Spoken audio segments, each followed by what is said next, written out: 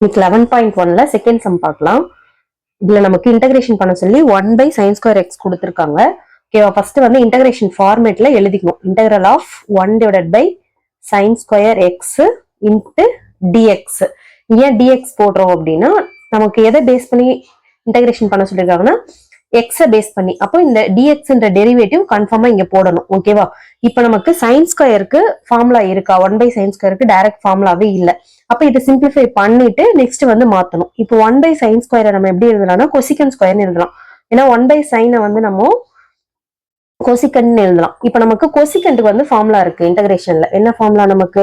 கொசிகன்²x dx integration பண்ணா நமக்கு என்ன ஃபார்முலா அப்படின்னா cot x வரும். ஓகேவா? cot x plus c. cன்றது நம்ம கம்பல்சரி ஆட் பண்ணணும். ஓகேவா? இப்போ integration of 1/sin²x into dx equal to minus of cot x plus c.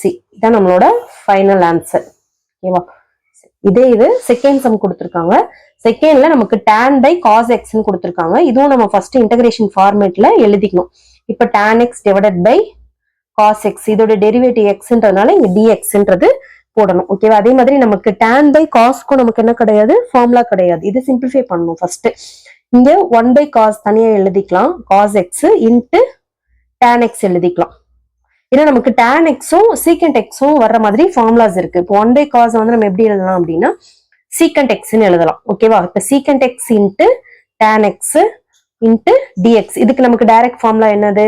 secant x into tan x ஓட இன்டகிரேஷன் ஃபார்முலாஸ் வந்து நமக்கு secant x. இப்ப secant x plus c. ஓகேவா?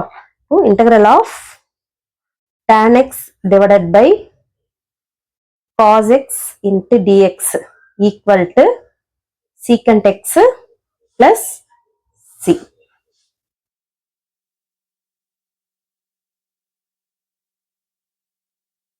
இப்ப தேர்ட் சம் பார்க்கலாம். Third sum cos by sin² கொடுத்துருக்காங்க. ஓகேவா? இதுக்கும் வந்து நமக்கு ஸ்டாண்டர்ட் ஃபார்மேட் இல்ல. ஃபர்ஸ்ட் வந்து இன்டகிரேஷன்ல எழுதிக்கலாம். cos divided by sin x into dx எழுதணும். இதோட டெரிவேட்டிவ் xன்றதுனால. ஓகேவா? sin². இப்ப நம்ம இதை எப்படி ஸ்பிளிட் பண்றோம் அப்படின்னா 1 divided by sin வந்து ரெண்டா ஸ்பிளிட் பண்ணிக்கிறோம். Into cos x divided by sin x. இந்த sin² sin x into sin x split பண்ணிக்கிறோம். 1/sin வந்து நம்ம எப்படி எழுதலாம் அப்படின்னா cosecant x எழுதலாம். ஓகேவா? cosecant x cos divided by sin வந்து நம்ம cotன்னு எழுதலாம். cot x into dx. இதுக்கு வந்து நமக்கு ஃபார்முலாஸ் இருக்கு. cosecant x into cot x க்கு நமக்கு என்ன formula? minus of cosecant x plus c. ஓகேவா?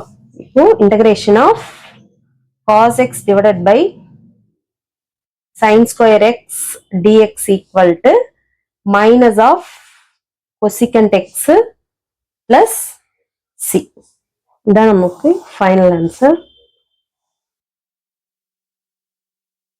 நெக்ஸ்ட் ஃபோர்த் சம் நமக்கு 1/cos² கொடுத்துருக்காங்க. ஃபர்ஸ்ட் இன்டகிரேஷன்ல எடுத்து எழுதிக்கணும். 1 divided by cos²x into dx எழுதியாச்சு. அது மாதிரி cos²க்கு நமக்கு ஃபார்முலாஸ் கிடையாது 1/cos²க்கு.